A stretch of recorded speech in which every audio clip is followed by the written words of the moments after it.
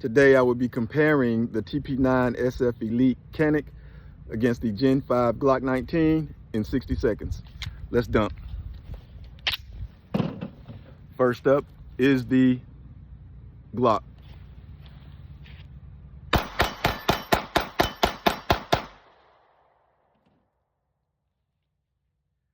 Now the Canik.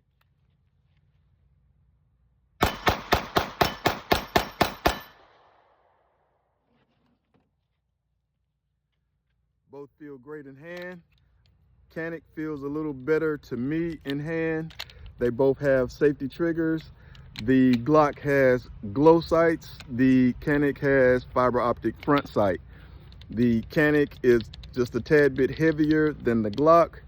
And my comparison, I like the Canik just a tad bit better than the Glock.